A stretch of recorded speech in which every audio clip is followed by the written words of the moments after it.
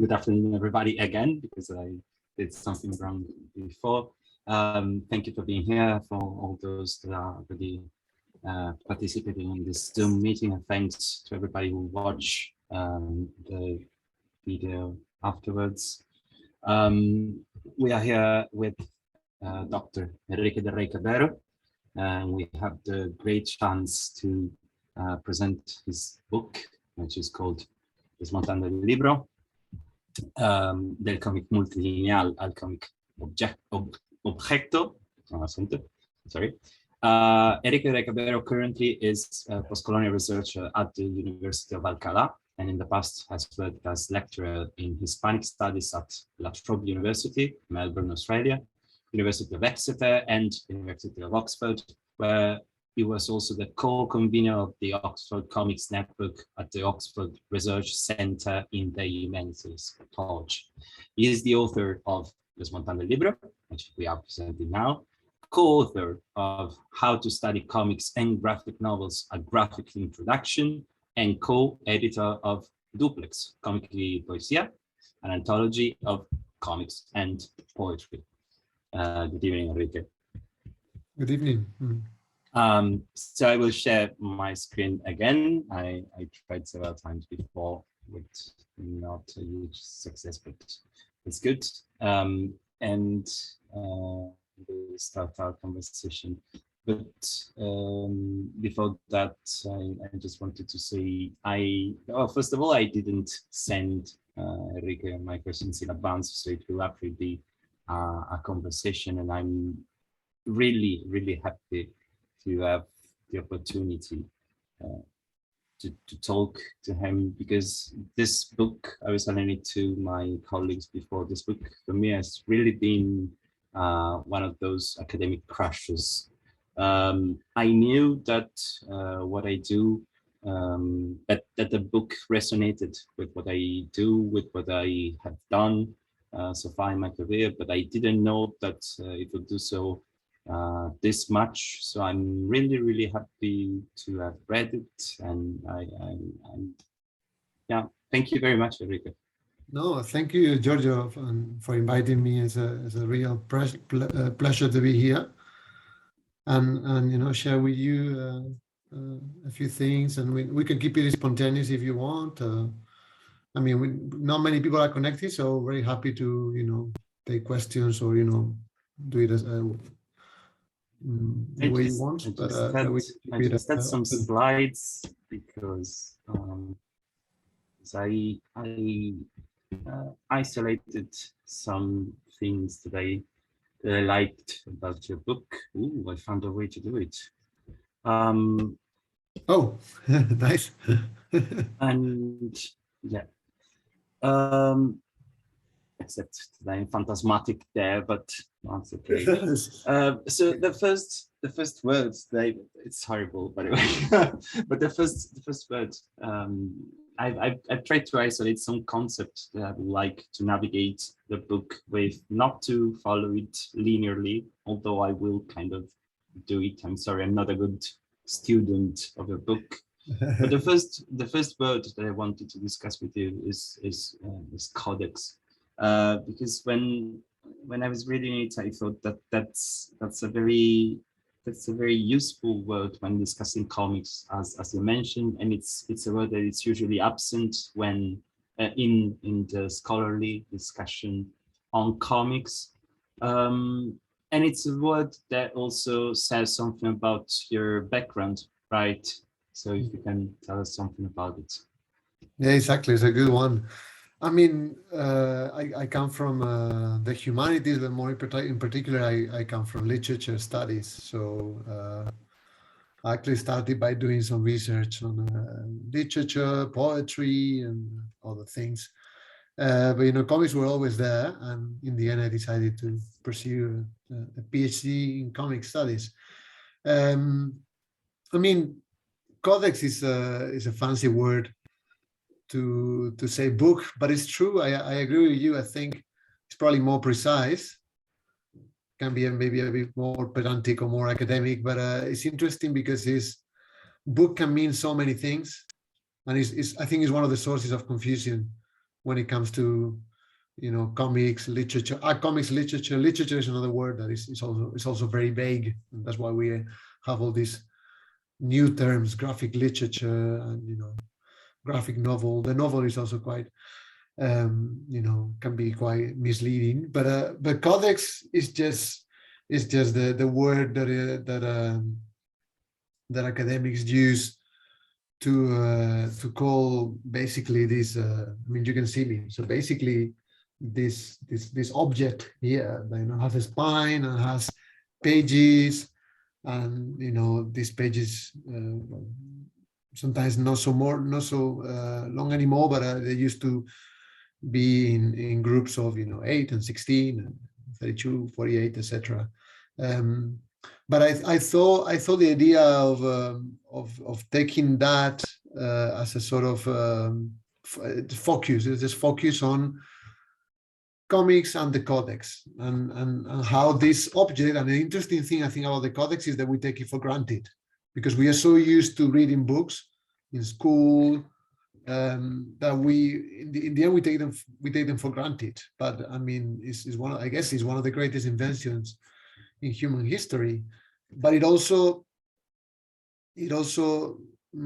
limits in a way, or let's say it encapsulates information in a certain way, and that's what I wanted to explore more, the connections between the book or the codex as a form and comics.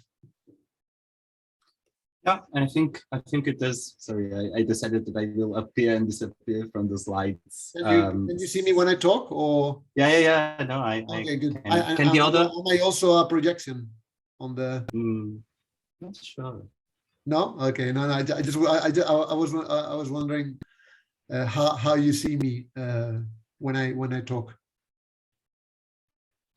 No, I see you normally. I don't know. But yeah, so you see me in the screen, in the normal screen.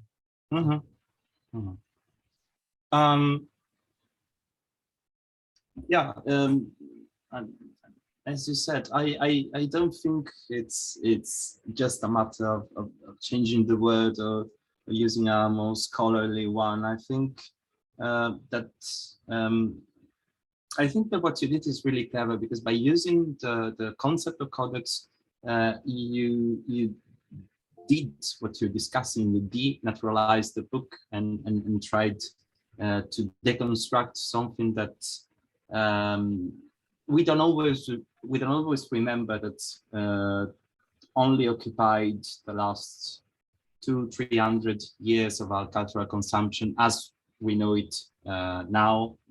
A novel, the short story collections, that's all quite recently products meant to be read alone in silence, and you will discuss this in the first chapter. So that's the first really smart move that you do, and you mentioned that there are not that many studies, but I think some has come out while or after you were writing at least the thesis, like Kashtan's book that you mentioned. Is this one which is really between pen and paper and pixel. I was talking about. You're probably interested in that because it's digital comics as well, but I think also that came exactly when I was finishing, so I really didn't have time to include, but I included some of his research on the book and on Chris Ware. But yeah, I was interested in that, and for me it was quite surprising the fact that I started to see the book really as it is, and particularly this idea. I don't know if you're going to talk about it, but which I thought was one of the biggest discoveries while I was doing the research, is this idea that we have to read the book from one page from page 1 to page 2 to page 3, and go from the beginning to the end till we finish it. And that's actually not a really productive use of the book. The book has other advantages that we forget now, but the comics can sort of recover those advantages. I love how you anticipate what I'm about to say, because that again was my experience while I was reading the book. your book does this very, very nice overview, first of all, what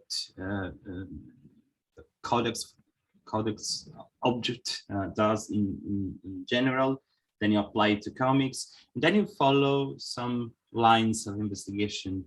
You talk about reading protocols, you talk about format, you talk about the materiality, and we will discuss these right now. So first of all, I've stolen some images from your book because they were all very well chosen and very useful to better follow your reasoning. Can you tell something about these images that are chosen here? What happens here?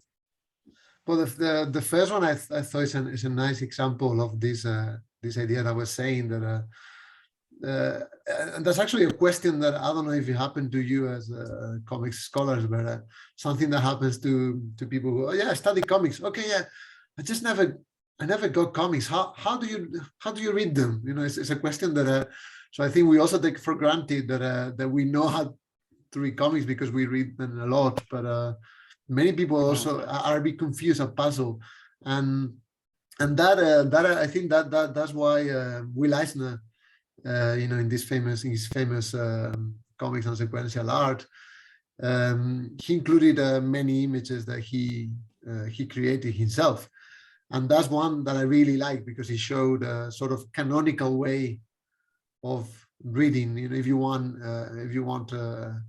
linearly, you know, just, you know, from one panel to another panel and just jump into the following row and then jump into the next page.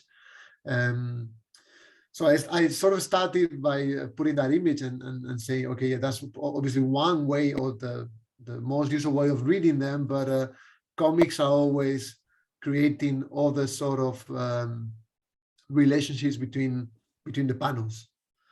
If you want to, you know, quote this idea of Thierry Gorenstein, the iconic solidarity.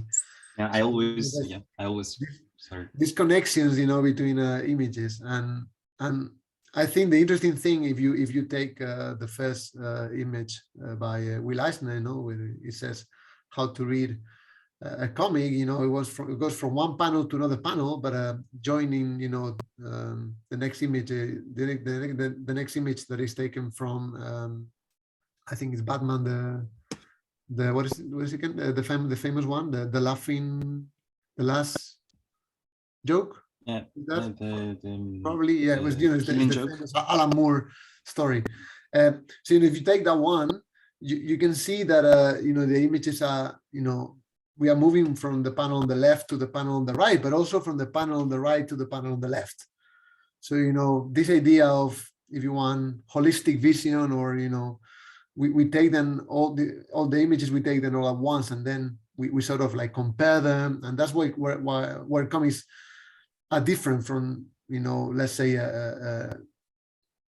traditional literature, where you normally process each word, but you don't normally go back. I mean, you can reread, but comics are there for you to explore and, you know, go there, go back, and you can obviously do that in the space of the page. You can do that on the space in the space of the double page spread, and as the other example shows, which is one of my favorite comics. I went, yeah. Oh yeah, sorry, yeah. Asterios Polyp, but since you were mentioning that, but no, yeah, Asterios Polyp, where, you know, there's a panel that gets repeated throughout the story, and, you know, you can see the room with a fire, super messy, less messy, and, you know, it sort of represents what's going on in the story and what happens to the character. But, you know, that panel is sort of present. And it creates, I mean, I think Rothstein calls it tressage in French, which is, I think, was translated as braiding. Braiding, and I also call it translinear because it goes like, you know, through the book. So that was an interesting, I think, an interesting thing for me to analyze, and to just how images are not just, you know, connected one after the other, but it's more interesting than that, and that's where the book as a form gets more interesting. Yeah, actually, there's this one narrative line in here by McGuire that you also analyze. But I remember that for my thesis, one of the things that I did was reconstructing this very little narrative line about the library. If you recompose the chronological succession, you get the library with the books that are still into boxes, so the empty library, and then the library is filled up, and then it gets more chaotic. It appears both as an isolated panel and as part of bigger panels, of course.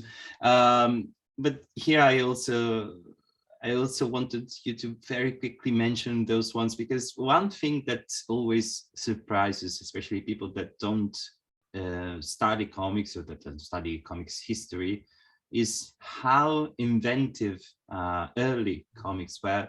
And as you mentioned rightfully, this is not a coincidence, because what happens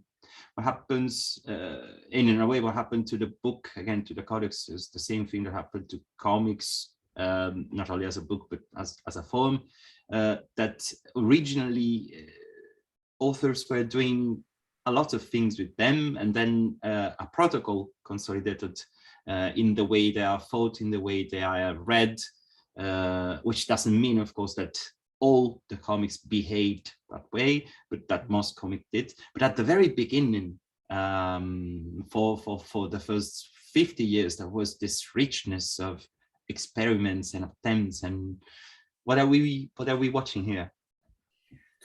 So, I mean, when you mentioned that, early comics, particularly, American comic strips and series, and it's interesting when I defended my PhD, someone said, I mean, it looks like you're against the golden age and the silver age and the superheroes and all that. And I said, no, I didn't mean that. But I think there's something very interesting of the language of comics before they start, before the comic book, before it becomes more, like the story they start to be more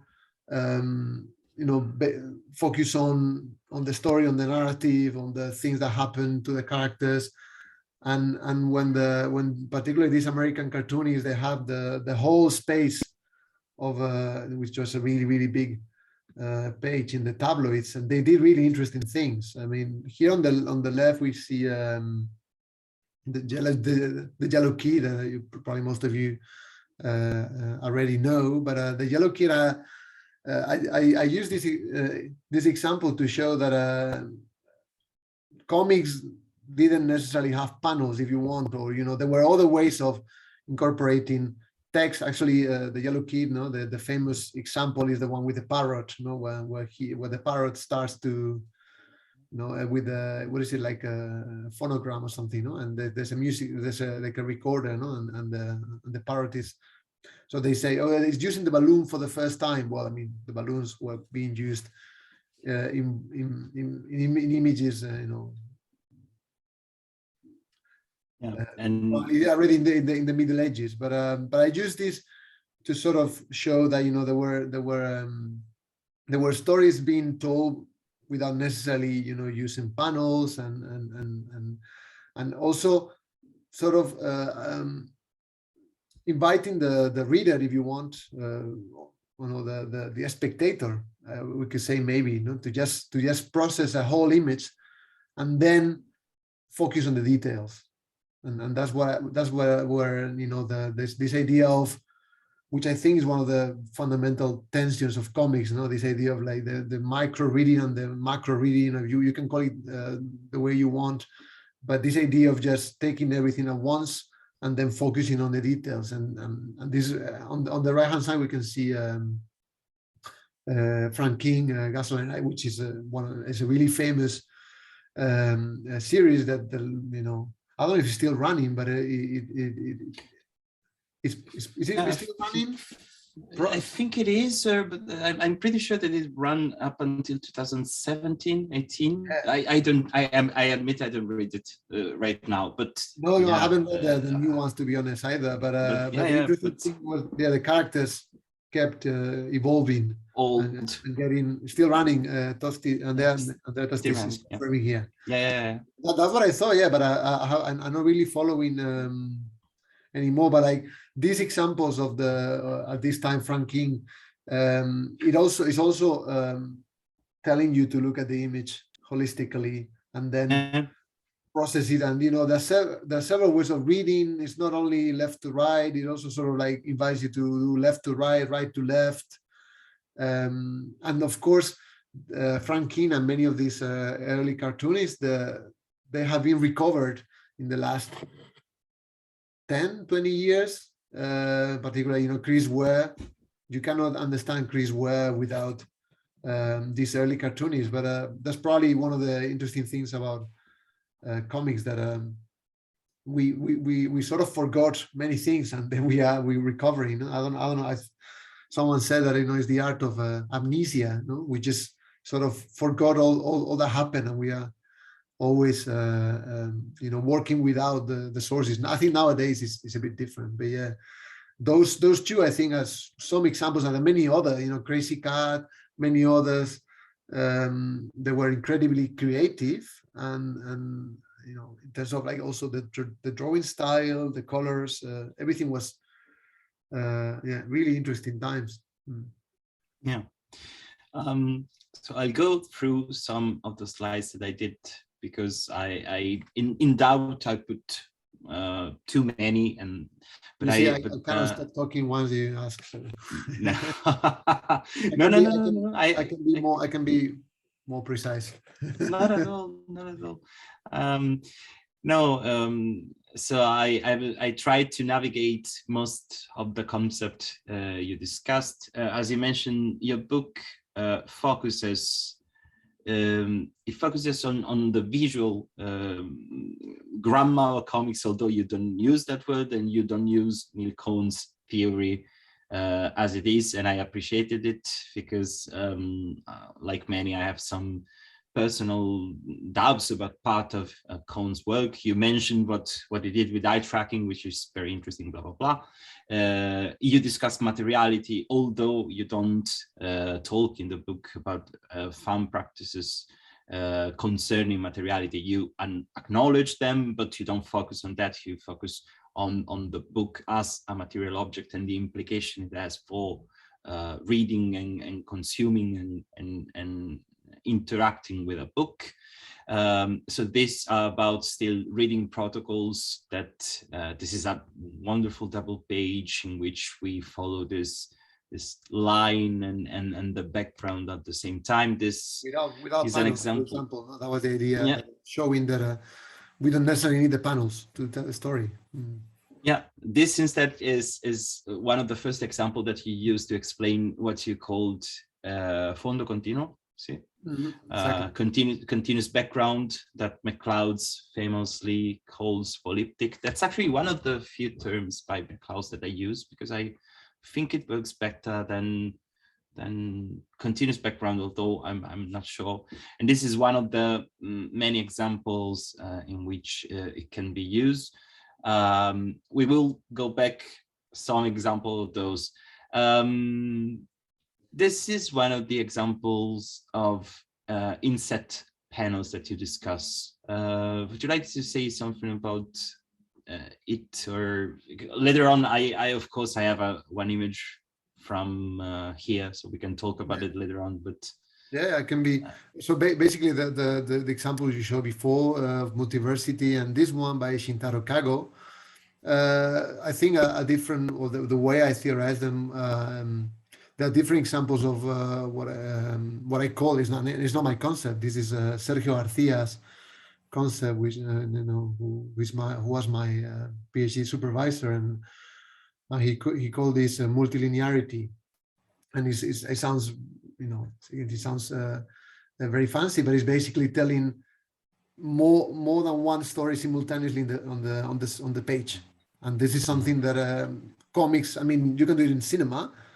but it's a bit more. It's not really done much, but you can do it. You can split the screen. But I think comics can do this, and they do it quite often. Sorry for changing the no, image, but exactly. I think this explains it even better than that slide. Can you tell our viewers what happens in this mouse page? And yeah, well, here, I mean, we have the page is organized in 2 columns, and I mean that you should normally read it first, the first column, then the second, but obviously they're both interacting, so there's more than one reading direction, and that was something that I was quite interested in. More in the PhD, in the book, I sort of limited myself to comics and the book, but that's something that I also explore in art and in reading, and in the other one, the Sergio Garcia's example, Los Tres Caminos, no? The 3 paths. It's a beautiful children's comic where paths go, they cross each other, so you are supposed to read them from left to right, but obviously you can choose either, when the robot meets the girl, you can either follow the robot or the girl, but normally, I mean, you can also sort of follow them both. So what I was trying to explore here is comics that play with this idea of the reading direction, and particularly this idea of multilinearity. More than one story, and we can talk about it. Of course, Richard Maguire's here is one of the best examples, and that's something I think quite unique to comics. Yeah, I always I'm an ornithologist mainly, and this year I did this guest lecture on intermediality, and I was discussing some particular case study. I was discussing mainly Scott Pilgrim, both the comics and the movie, and what I was trying to tell the students is the way I understand medium specificity is, of course, you can kind of convey the same effect, a similar effect, in a different way.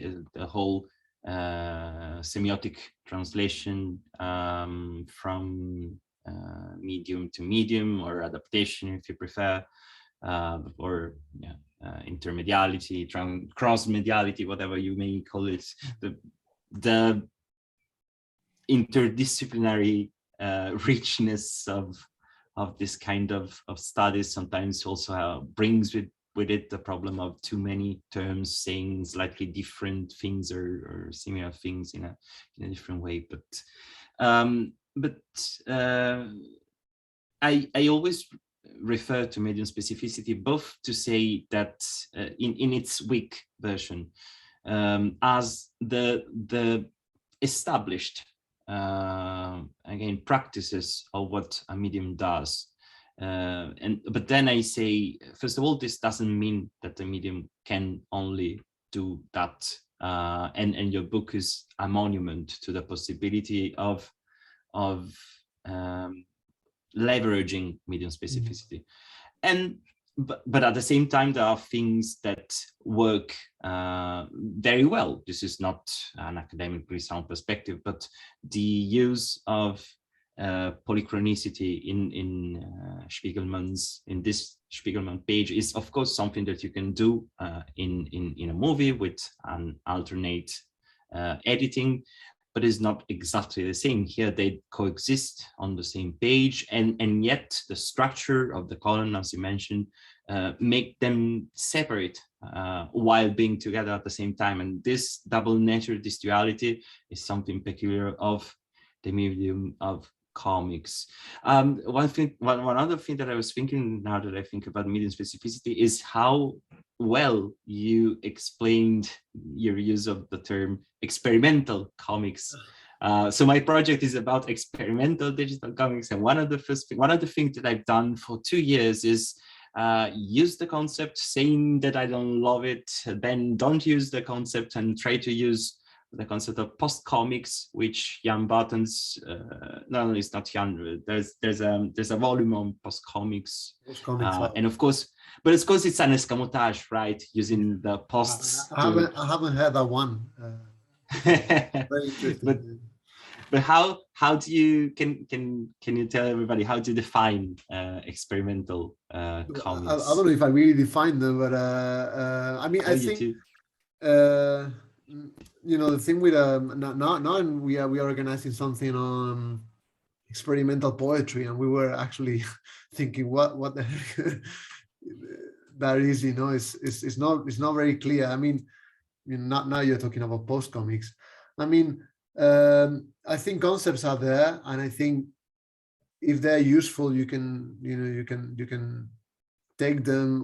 But I think I'm always very uh, in favor of what they call it, this magpie approach. You just take anything you want from different disciplines, and I think that's what comics have been doing, and I think it has been quite productive. But I can't remember exactly what I said about experimental comics, but I think I say something that what they they do something different, no, than the yeah, you say that they you don't use comics. You don't mention affordances, but you say that they're not conventional comics. yeah. And this appeal, and of course that it all, if we get philosophical, it always becomes something impossible to solve, because then what is conventional, and then how do we exactly define it, and then what is, and I think this is I was tempted to call it the book to call it experimental comics, but then I thought it wasn't going to be clear enough, because as you say, experimental can mean many things. And I'm thinking, for example, comics can be very experimental in the way in its drawing style, or in the use of color, or I don't know, the use of typography, or that could also be experimental. And that's what I use this idea of comic objeto, like comics object, book, and multilinearity as well, which is but it was I think it was difficult to, for example, abstract comics are also experimental comics, probably, and they can be very different from the stuff that you can find in this book. So yeah. So I'll accelerate again if you want to go back to some some images. Just tell it to me. Here you discuss labyrinths, shapes, and what you call cruci comics, which I really like. I think those are you discuss it very well and very in depth, but I think the concepts are decently intuitive. You mentioned all the contamination between infographics and diagrams and comics. I'll go back to it because there's Meanwhile by Jason Shiga, which I'm really attached to. But I wanted you to. So I have 3 slides on Chris Ware, because of course it kind of looks. Well, there are actually three names that recur. One, I'm not sure that you realize well. One is Sergio Garcia Sanchez, naturally. One is Chris Ware, and we all expected Chris Ware to be there. And one, of course, is Marc-Antoine Mathieu, which is for a long part of the book he didn't appear. So I thought, oh, weird, interesting. I wonder why. But then he appears altogether in the section concerning format, and we will get back to it. But why did you choose this image, if you remember? Why is it interesting? I found it hugely interesting.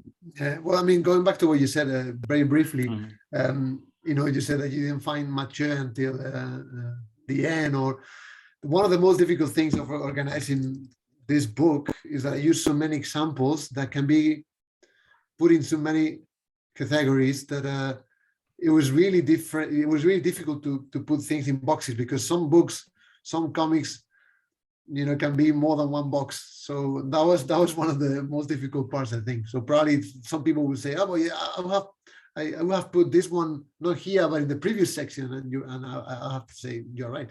Why not? So yeah, Chris Ware had to be there, of course, as you said. And I use here, we're still talking about a book that is still, that still has pages and is not disintegrated. But here, of course, Chris Ware is very briefly, but he's completely breaking our reading habits. And we need to, start and see, okay, where is this taking me? And, you follow through the window to the sofa, and then to the chest of drawers, and then you open it, and then you need to follow the image, and you need to see that one image is buried somewhere, and then you have a whole sort of life told in small mini frames. And it's actually, if I remember correctly, is from right to left. So not from left to right. So different reading directions, multiple reading directions, some arrows telling us where to look. They stop, we need to go back. So and this is only one page. It follows the next. So this is, and without words. That was probably the most interesting thing as well.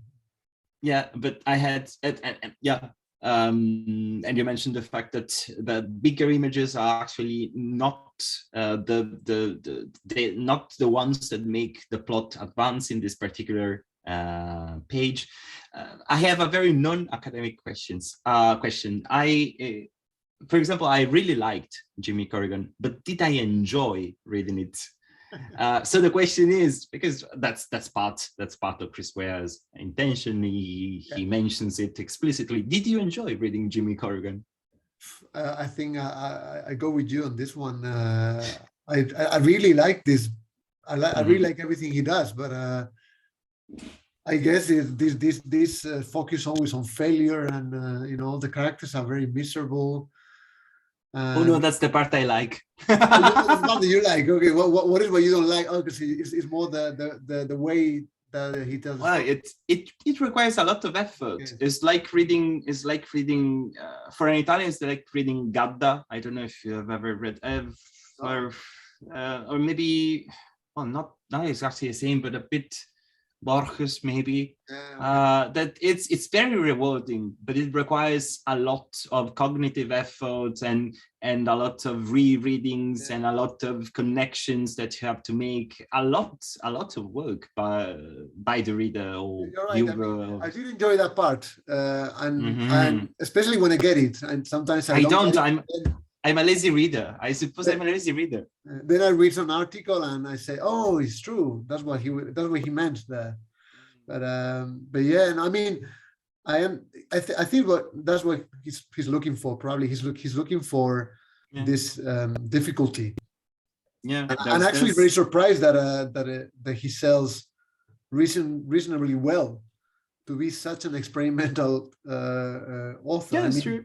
I always test it, and for me the test is I can give it to my parents or not. This I would definitely give it to my parents, who are like, oh yes, just give me some comics. I want to read comics. Okay, I wouldn't give them that, because first, going back to Frank King and everything, I think it's a comic that you enjoy more if you know comics history, and it's very ironical in the way he uses text and the narrative, everything. So it's very self-reflexive. So I understand, and it's true that it's not the easiest reading, but no, I thought you meant more the sort of plots that are always. No, I love that. Have you read the book by Grace Schneider on what happens when nothing happens? It's about boredom, and it's not only on Chris Ware. Yeah, exactly. That's exactly. And I actually love that part. I love very disappointing anti-heroes and storylines where disappointment is the word, probably, to describe. No. Well, that's yeah. I also have a scholarly question, actually. Those are 3 examples in which you talk about what you call superpositions, if I translated it correctly from Spanish, but you can correct me, and different dimensions. But there's a bit of that as well in the image at the center of the slides. While that on the right, of course, is a Penrose triangle. But I wanted to talk about just for a moment those superpositions, because what you're talking about is what I will rather call trespassing, and maybe because of my background, what I see there is a metalepsis between one panel and the other in these communications. So the breaking of a level, and in this case, literally of a division between panels, that becomes a narrative infraction, right? So why did you prefer the term? I don't remember the Spanish term anymore, sorry. I think it's solapamiento, probably, right? Yeah. I mean, a quick way to answer the question is that I'm not really an narratologist. So probably if a narratologist like you takes this book, he will be like, oh yeah, but he should have included it. You're right. No, you're right. No, I mean, I think the idea of solapamiento, I think I read it in, I used mostly, I try to use mostly comic studies. Because sometimes I think that, of course, books, literature, narrative, it was there before. But I'm trying, or I think we should try to avoid applying all the concepts directly from cinema or literature. Although I think it's very difficult, because I also use it. I also say that some people call it raccord. Yeah, I think. Sorry. Yeah, I think that one I saw if you can. El discurso del cómic, is a classic in Spanish by Luis Gasca and Google. Sort of a formalist, semi-logical approach. Yeah. So that, I like this idea of solapamiento, but you're right. I mean, metalepsis could be another way of. The problem is that there were different types, and this is again what I told you. I found it quite tricky to see. Is this enough to be a different box, or should it be in the same one? Yeah, but that's part. Well, first of all, I love categories. I love categories, and I always premise when I'm at conferences, you don't have to think of categories as a rigid way to put reality in cage. You have to think of prototypes, you have to think of a continuum, but at the same time, without categories, how can we talk about things? And I think this is one of the things that works best in your book. You manage to very naturally build a taxonomy and build a series of categories. And yes, of course, one can always wonder, does it fit better here or maybe there? But to a certain extent, that will always happen.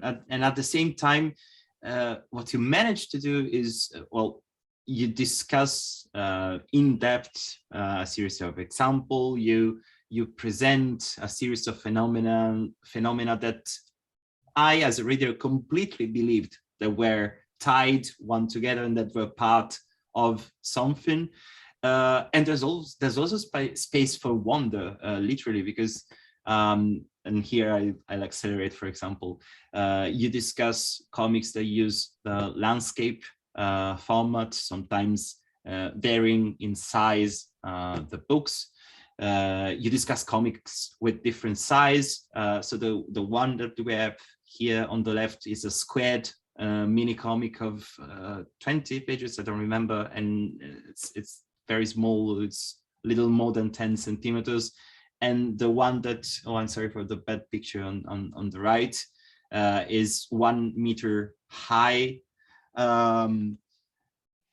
Or posters, and here what we have on the right is one of the longest comics, which is 5 meters long. And by the way, do you know Falena or Fallina? It's a French. It's both a digital comic. I know it for this reason. Okay, they called it the first bande défilé, so the first scroll comics. Yeah, and when they presented it in Angoulême, they had this giant, some meters, I don't know how much, mural. Well, it was not painted on the wall. It was printed but it was, I think, 1.5 meters high for several meters long. And it stayed in Angoulême as an exhibition for some. Yeah, no, it's very interesting. But all of the examples that you do mention are hugely interesting. This is one of the examples of the concertina format. Is it called concertina in English? I'm not sure. Maybe, or accordion books. Accordion, maybe. Yeah. So this is Joe Sacco's great work, and it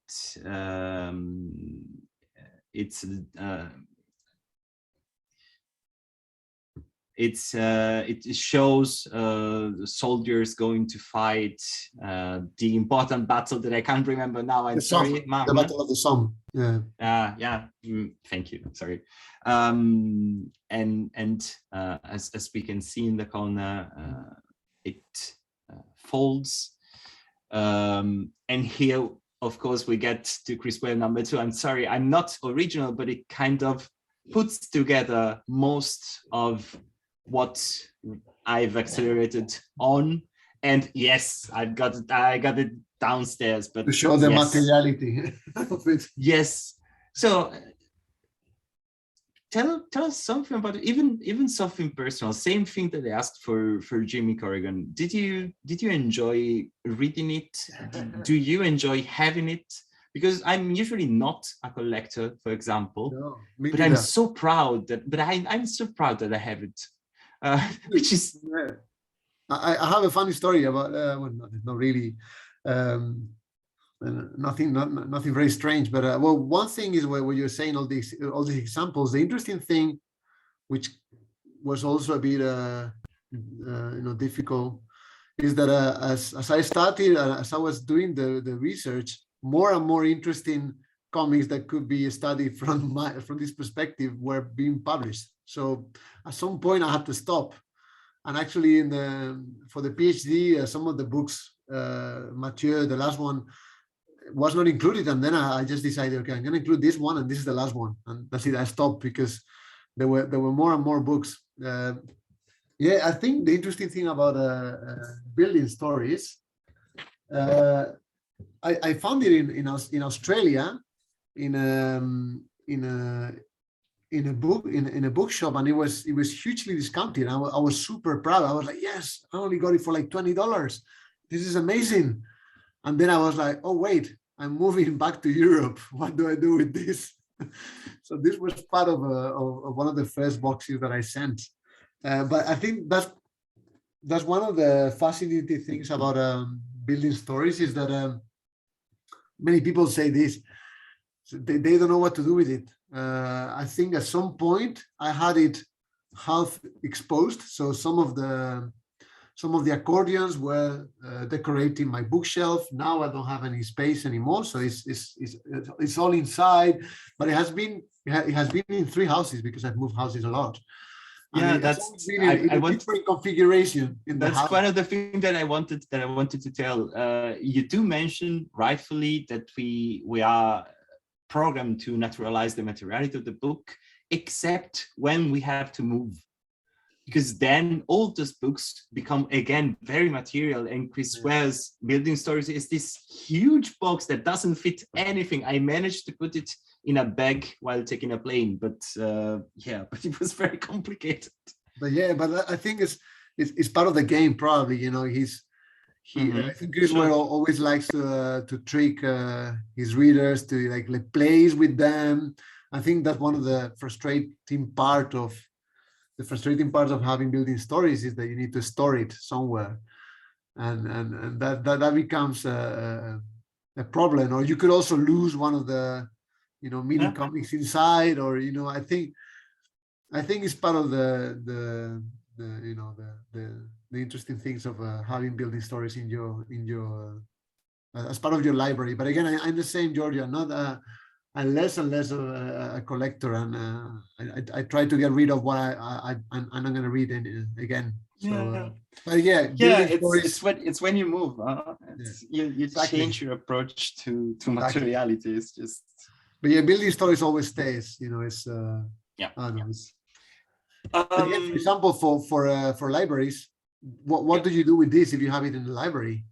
What I do is read it there? Do you let people take it home? It's most of my academic library is now digitized, and I do all I can to have the digitized books, and but it's really a practical concern. I've found a way to read them on an iPad, because and that's this is in part very, very well discussed in your book. It's discussed in Kashtan's book.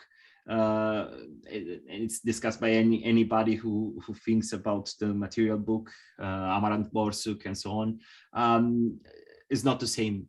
When you read on a computer screen, it's definitely not the same.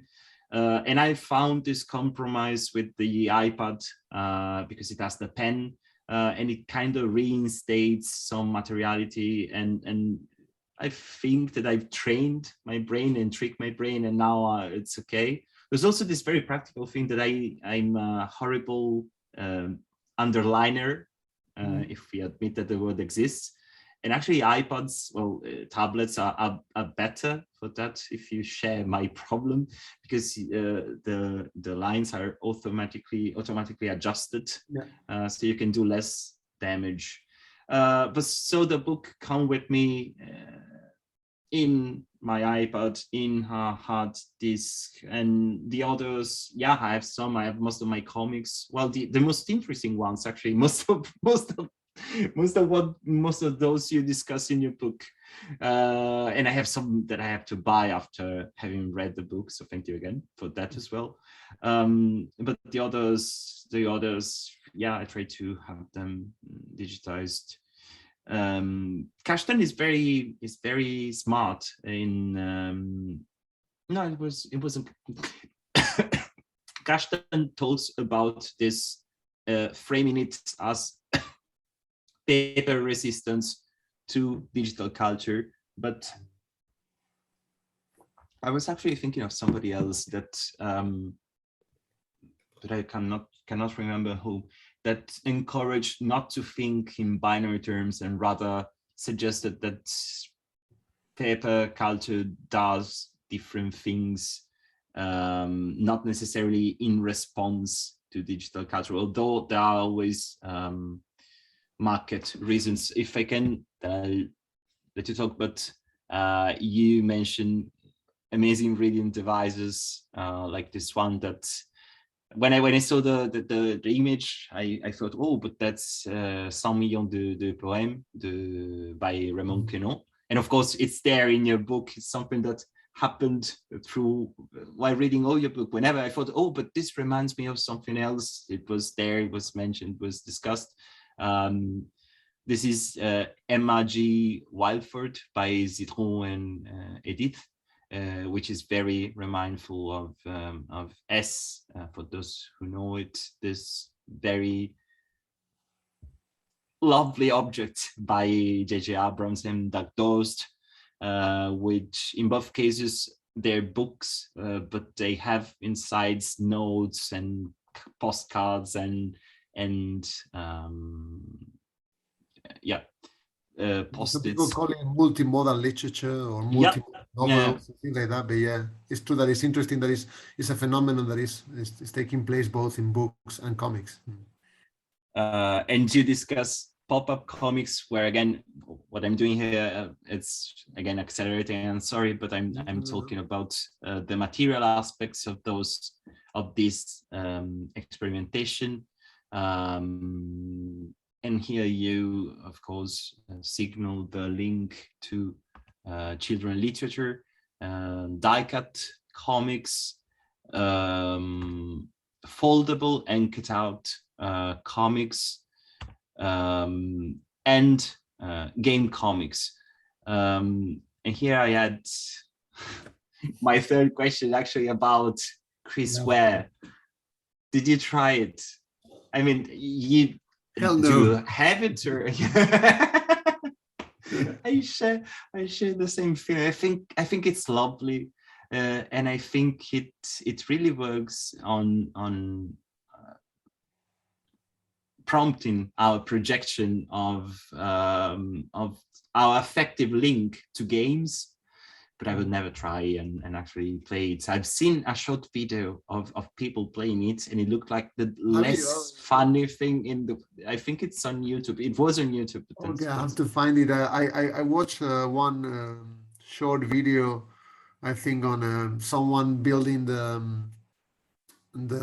wheel of Jimmy Corrigan's, you know, the sort of projector with the horse, and but I didn't know. I mean, of course, someone has to try it, but I found it really, you know, very funny that people do try it. I do not try it, not because I'm scared of like using the scissors. I wouldn't mind that much, you know. Again, I'm not such a collector, but it's quite annoying to do it. But I mean, at the same time, I guess it's part of it's part of of what Chris Ware is doing, you know. Is making us play or making us imagine. And actually, behind that board, there is a comic about some children playing or a game, and so it's always very self-referential. The same in the same way in building stories, there's someone, you know, who finds a book similar or has a dream about a book that is similar to building stories. So I like that about Chris Ware. Okay, so I wanted our participants to ask some questions if they want, but I have just one last question, because I had your book for now. I only had it in its digital edition, and I found out that I was lacking the conclusion, which here we see all together. But can you explain to our readers how this works? Because this is one of the nicest. I can show it. Oh, please do. So, and if you want, after you explain the object, tell us what the conclusions are. Yeah, well, yeah, I can summarize that. Spoilers the book. Yeah, what happens in the book when you reach the end is this: they have this foldable thing inside, and sort of opens to 4 pages that can be seen all together. So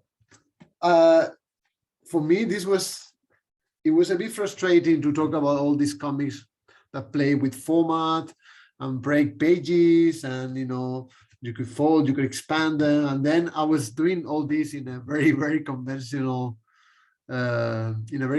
way of, you know, only words, you know, chapters. Everything was quite conventional. So I was hoping, in every chapter you have those images on the side, and I was hoping that they were actually a code and that they were changing, but they weren't. I must confess, I was just a bit disappointed, because I thought, oh, well, of course, this is multilinear, they're going to change. But then I found out that they didn't. So maybe second edition change. Sorry. Yeah. Well, the design was so both the cover that you know also announces this idea of, you know, the holistic vision and comics, and this is a book that is split different images, and the drawings were done by Hossein, because I'm useless as a drawing.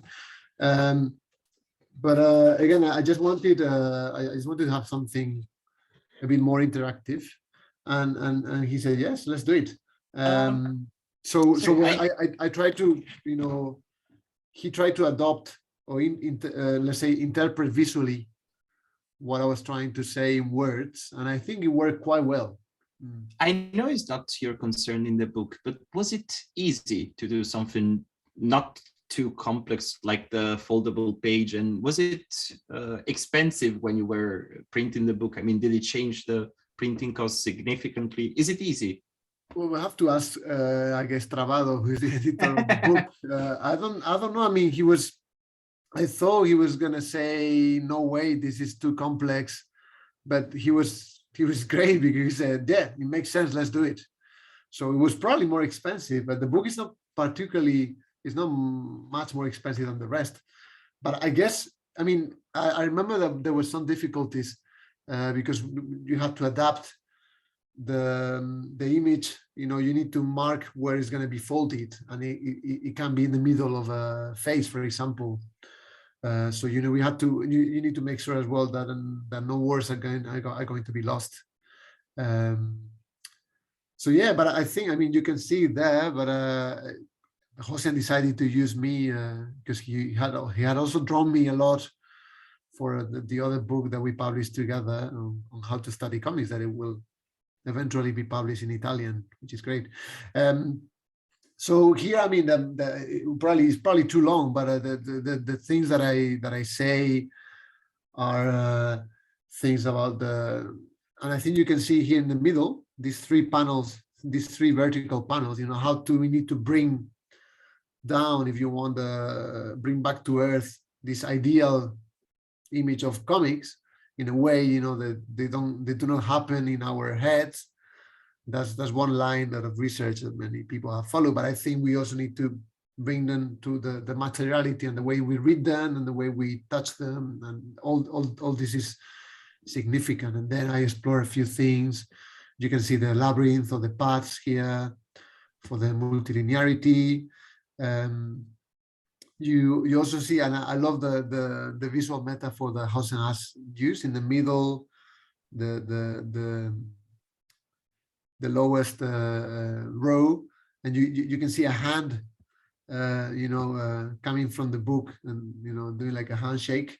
And I like the way he used that too, because I said that many of these authors, what they do is they create a new pact between the reader and the author, and they are also giving some power back to the reader, you know, when it becomes more interactive.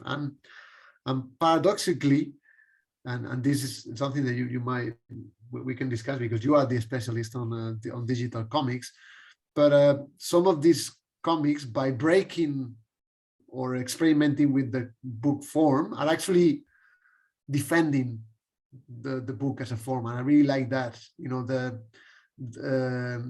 many of these comics are impossible to reproduce in the screen. I think it was Caston. Someone, no, there was an article that said, you know, Kindle proof your books. It's Caston, yeah.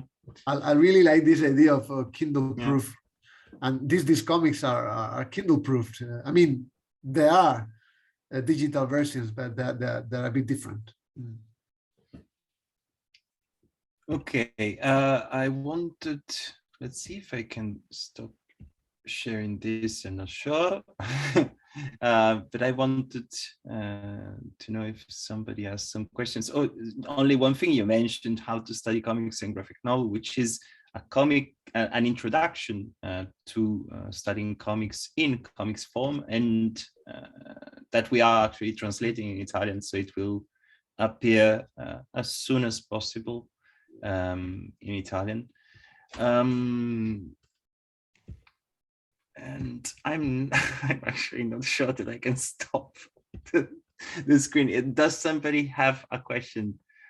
You can unmute yourself and ask directly while I give it the screen here.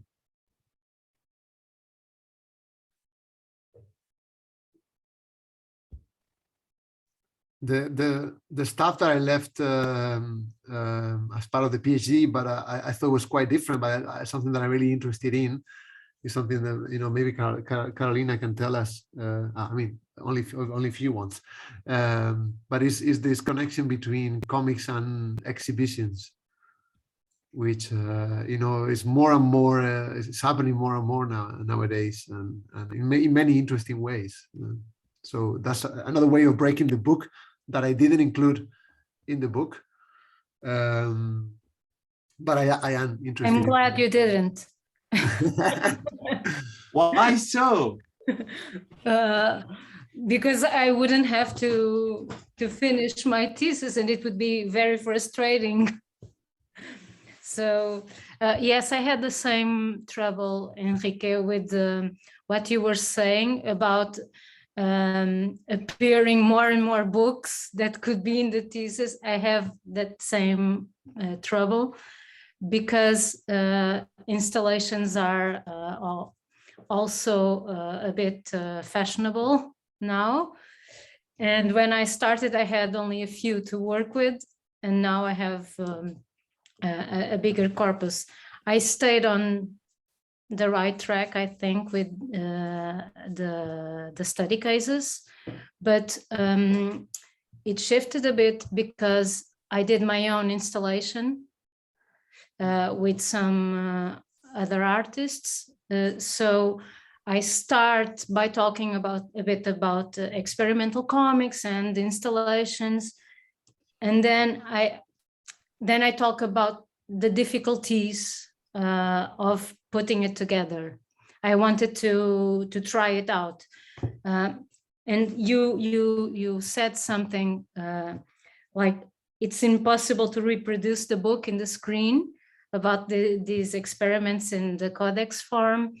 And that's exactly what I didn't want to do. I didn't want to put a book on the wall. So I had to think about characteristics and how the space is a narrator itself, an agent of narration. So it was very challenging, and it's being challenging to write about. But now that I was listening to you, you focused on comics theory and I'm a bit drawn to narratology, so I'm not an expert, but metalepsis is something that I use to talk about the space as an agent. And I see that, I'm sorry, I have to connect my computer. I think it's installation comics, or I don't find a term yet, but I think they can be really good if you think about the medium and not about putting a book in a different place. That's not enough. And maybe I'm taking too much time, but about Felina, it was really interesting because, I'm sorry, I have to connect the computer. Felina was a really great experience because besides the whole wall, it has the movement experience to read, and on the screen it's also very good to read because it's very fluid, and it's very immersive. It's not like you're just swiping panels. I'm talking about it at the narrative conference in June. Huh? I already recorded my presentation, so if you happen to watch it. Great. I will want to. I say the same thing, but I talk for 15 minutes. I was thinking I could have made this shorter. Huh? No, it's a great example, and how she connects the mental state and the neurology component. It's very, very well worked in the digital book. I don't know how to call it. So maybe I didn't answer Enrique's question per se. No. I was just interested in what you discovered, because it's something that when I started doing research, there were not so many, and then in the last couple of years, many places have started to create this. And again, as you say, some of them are more traditional than others, or more. Yes, and it's hard to tell if it's an art/comics installation or if it works as a book, because my interest it's in this second part. It's how am I reading this in this space? It's not that, oh, now I'm going to take part of this and I'm going to take a look at the art. That's not my interest in the comics installations. I went to Granada to see the one with Max and Sergio and Ana Merino. Yes, Ana Merino. And that they used the whole space, and we could feel the connection between the stories and the space. So that's I think it's much more interesting to think about a new way of reading comics, or a different way. I don't like the word new, a different way to read it. You see the book follows us, because Sergio's part has become a book. No, not that one. Oh no. That is about the exhibition itself. Yes. But he has published a very limited, very expensive. Oh. I don't have a copy. I think they're only like 50 or I don't know. It's 500 euros, I think. But it's almost like an artist book. Oh, the thing is that the great part is that, again, you know, there's always this temptation to create the book. Whatever you do, there's always the tempting part of, okay, let's. Yes, I know. We published the, you know.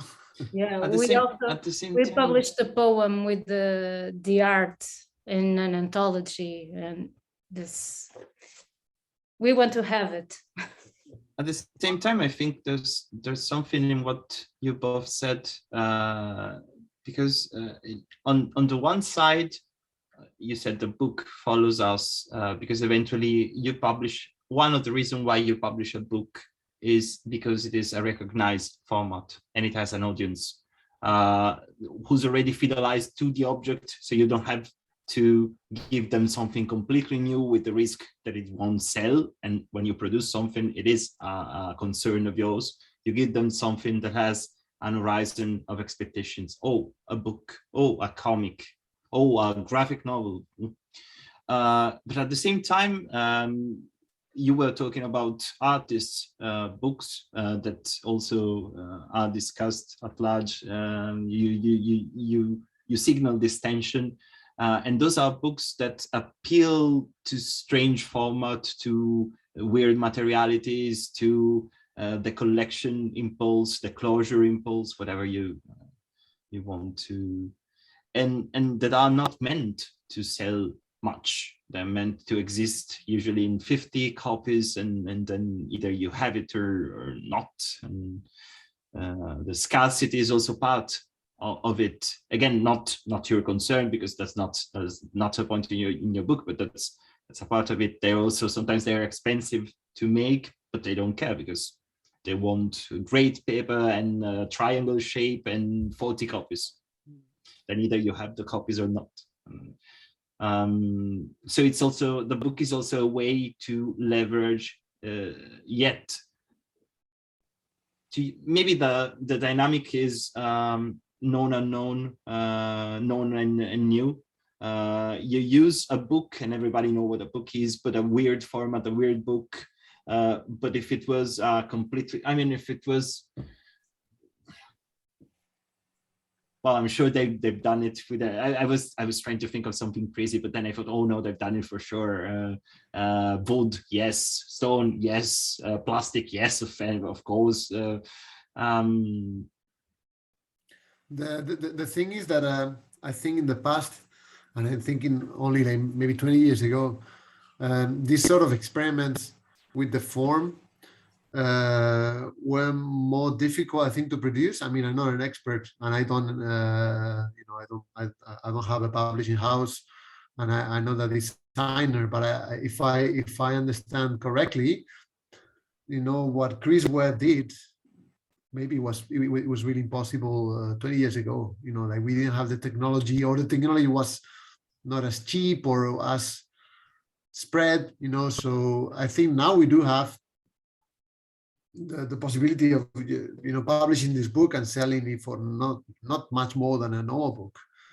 Mm-hmm. So that's changed, and I think also that the authors have the control now, and this is something that I discuss as well. That has changed completely. Before, if you were a comics author, you send your images, and then the editors did whatever they wanted with them. They put them in rows, in pages, in separate pages. They cut half.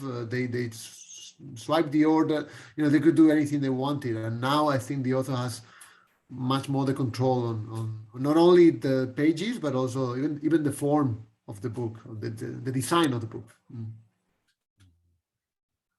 I don't know if there are other questions, but otherwise I think we can stop here. No. Yeah, Andrea. Hi. Andrea. Hi, Enrique. Thank you for the introduction. It was very interesting. And my question is about the medium specificity, because I'm studying the application of comics in the field of data visualization. And I'm trying to understand if web comics or digital comics could be a good evolution of comics form in a digital format. And my rough reflection and my rough answer is they are not, because if we accept that the network in the sense of the rhizomatic structure lie beneath the comics, so any panel is a translinear or multilinear connected with the others. All the examples that I studied about web comics and digital comics disrupt the grid, the cage, and they reaffirm the sequentiality way of reading. And my question is, do you know, or did you find some examples of digital comics that find a compromise, interesting way to translate, to transport the comics format, the comics medium in a digital environment? Great question. I mean, probably Giorgio will have to answer this more fully. So I did include some of the comics in the for my PhD. I did study some of them. So I think you have several different things. One has been transposing sort of interactive comics. More experimental comics like here, or the other one, the Shiga's one. Meanwhile, and transpose them to the screen, and to they even have small. I think here has small animations behind. I mean, they don't add that much. I guess it's more like an atmospheric thing. And I think that they do work in a way. It's just a different thing, but they do, I guess, complement each other. What I saw, what was some academics who do this, and I don't know if Giorgio, maybe, I don't know if he agrees or he disagrees, is that many web comics, or most web comics, tend to be quite traditional.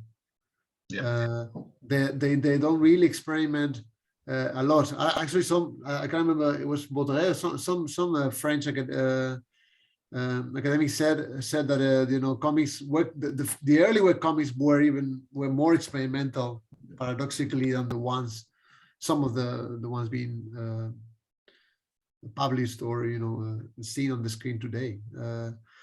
But I think some of them are a bit hybrid. I think there's one, Polarax. I think I have it somewhere here. Some of them are Modern Polaxis. Modern Polaxis, yeah. This one. AR comics. I have to admit that I haven't done it. This one I have it, but I haven't done the. Seriously? No, because I think it's I'm not going to listen iPhone, to you anymore. It's an iPhone, right? I don't have an iPhone. That's why. Yeah. This is one of my tasks. So yeah, some of them are playing, I think, with this augmented reality, and I mean, I don't really know if this is more like a very temporary thing, or if it's something that's going to create a whole new explosion of hybrid intermediality products. I don't know. This is you guys know much more about this than I do. I think that there are some interesting. There are some interesting experiments. I remember one app from a comic by Mathieu Sans, but or some experiment by Goodbray or other authors that try to. Great. Goodbray ones, they look like almost like crosswords, huh? They go in different directions. Yeah, branching comics, but I don't know if for those experiments the label of comics is superfluous. Okay. Okay. Can I also answer? Sorry. Do they stop doing comics? Yeah. No, that's a good point. No, because first of all, I discussed it in the chapter on digital comics in the Cambridge Handbook of Comics, which is coming this year. Oh yeah, I was going to say I haven't read it. Okay, yeah, because it's not published. Yeah. No, not yet. It's impossible. Please, when it comes out, read it and tell me. Oh, I disagree with everything. But the way I see it, first of all, okay. I think Andrea refers directly or indirectly to Priego and Wilkins' idea that once you lose the grid, you lose the framing force of comics. I mean that's a modern classic, right? I think if you deal with digital comics, you've read that, or experimental comics, you read that article and the theory. I kind of disagree with it though, because I think that and I try to write it an argue better than this. I think you do lose some part of the paper comics classic meaning making strategies, but you gain others. So you do lose part of the braiding and iconic solidarity, but you take part of film editing, for example, or you take you gain some page permanence, different kind of transitions.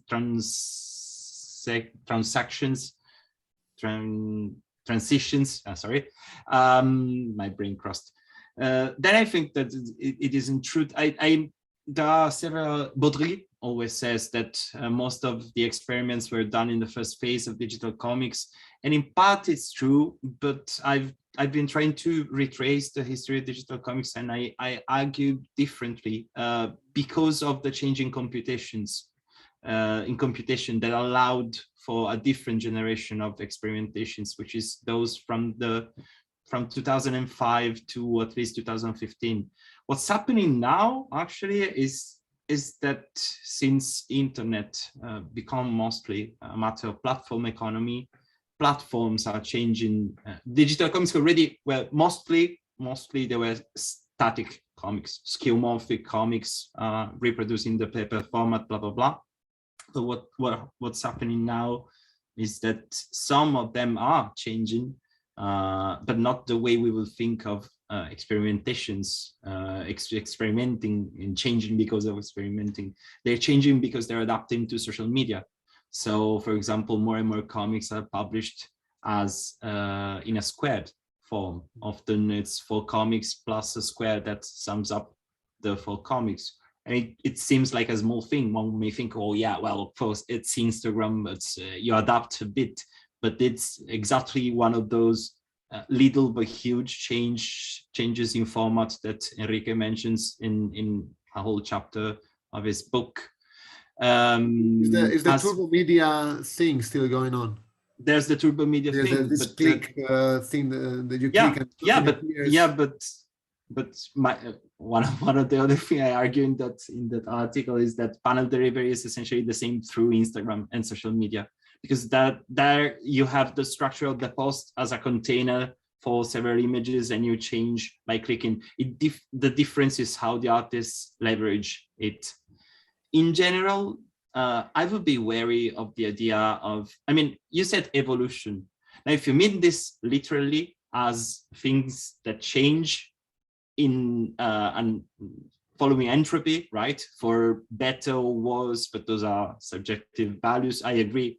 Digital comics are an evolution of paper comics. You have computers, so you do digital comics, and in that way, they're an evolution.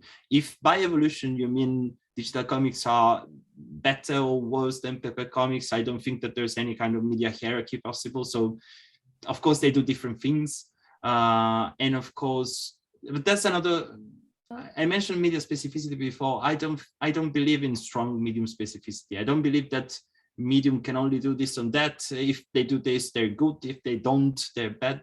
Digital comics do weird things for comics, not all of them, but most of them, in terms of format, multimediality, and so on. This doesn't mean that they're not comics to me. This doesn't mean that they're not good comics. This doesn't mean that they're better comics than paper comics. I think that one of the things that Enrique does very well with his book is never presuppose a hierarchy for which experimental comics will be more interesting than non-experimental comics, right? This is already, even unconsciously, no, it's always a risk, maybe. I was just going to add something. I agree with you, Giorgio. It's I think Andrea mentioned he used the word superfluous, and I think what's important is to look at the digital as a way to or tell the stories in that way or a different way or whatever, or as in the case of modern Palaxes, Enrique, you still haven't used your iPhone, but what I felt it was that what Stu did with the AR, with the augmented reality app, was to increase the story, to give it a bit more, because if you read it, it's about time traveling, etc. And what the app does is to add to that story. So it will give you the sense of time traveling through small perks in the story. It's not just the fireworks of the digital. It adds something, even if it's small stuff that you can feel about the character or about the place. I think this is what can be interesting in the use of the digital. Of course, we can read it in different devices. You can use it in simple ways, or you can use it to actually complement the codex or something like this.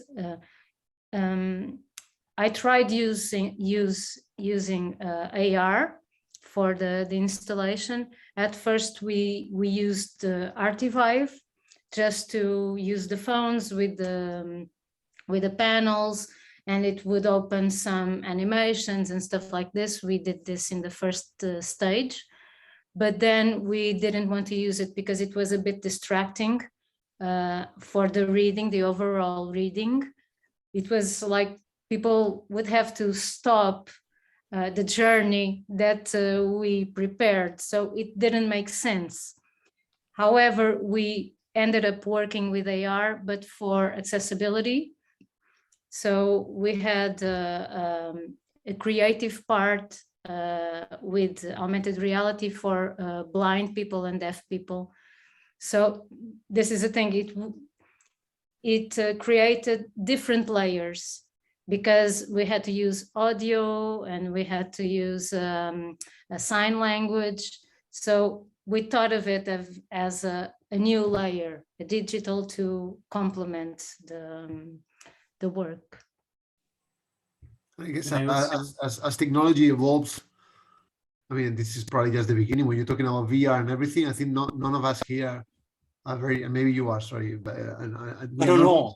We didn't grow up with it, so I wonder. Yeah. You know, no, I don't even like it. But yeah, in like 50 years, 80 years, I also wanted to just to add that it's impossible to say this will work better, this will work worse, even accepting that it is a subjective judgment.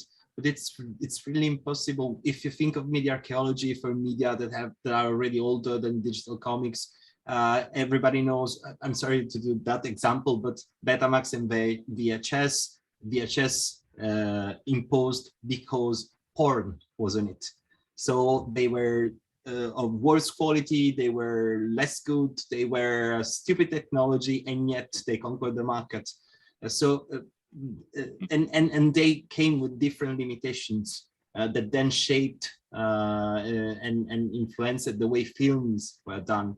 So this is all a butterfly effect, and saying in advance what happens. I mean, we're not futurologists, right? We can record. For the moment, it's interesting as we study artist books, even though we know that there are 50 copies and they're not going to reach this huge audience. I think that the fact is that there are some interesting digital comics, formally interesting formally, or some are interesting for the audiences, some are interesting, blah, blah, blah. And I think that they're worth studying. And then are they going to change our media system? Who knows? No, right. Andrea, have you, sorry, I'm curious. Have you tried the Sun with the VR glasses? Yeah, I tried. Maybe Did you like it? Yeah, I like it. I like it for a while. Yeah, it's boring. But it's not done by Marc-Antoine Mathieu, right? No, it's just an adaptation. Yeah. Haven't done it, but yeah, I'm curious. Yeah. Yeah, I'm curious too. I tried it at an exhibition of the French embassy in Brussels, just for 3 minutes. It's, yeah. There's also, since I'm not a digital native, of course, they don't know how to use technology better than us, but they don't know how to navigate the internet better than us, but they know how to orientate themselves. I'm horrible with VR visors. I'm like, Me too. It's very weird. I don't like feeling, I feel very strange and very claustrophobic in a way because it's weird. Yeah, I feel dizzy. Worse, maybe. Oh wow. Did you like it, Andrea? So I like it. I find it very relaxing, because I was walking in a sort of wood with falls and mountains around, and sometimes I fly. So I like it. It was strange. It was strange, but it was peaceful, at least. But probably it depends by the environment that you are visiting or exploring. Mm-hmm. Like LSD. I think we've already stolen too much time to Enrique's life. So sorry to interrupt. Really? No. Enrique is the kindest person, so I invite you to write to him and talk to him in other occasions. Thank you so much for having me here. Sorry if I tried to rush everything together.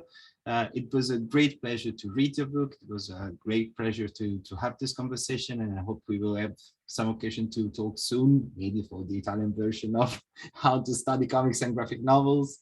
I'd love to, yeah, and thank you. I mean, congratulations for having a space like that, and also, mostly Italian, but also international. I think we need to build more bridges, and here we have a Portuguese. I do have a quick. Is there any possibility that the books comes out in English? Because we're lucky and we can read it, but shouldn't. Yeah, I love to. There's a tricky part, and that's the images. And right. Copyright in English is a bit different. I just don't have the time. I did contact one publisher. I love to have it. I love for it to be in English. I mean, being realistic, I know you reach more people when you write in English. But I think saying that, I still think that we should work in favor of creating more networks and networks of networks, and do more things because I can definitely read in Portuguese. I do not speak it. I do read in Italian and speak a bit of it. So I think we have lost that thing, and I think it's something that we can do to reconnect, because we always quoting the same, and writing an article and I'm quoting you in English, but I'm sure that I'm missing some super interesting Italian and Portuguese research, because I just don't have access to it. So yeah, we'll I've worked on that. Absolutely. Thank you very much for your time. Thanks to everybody who participated.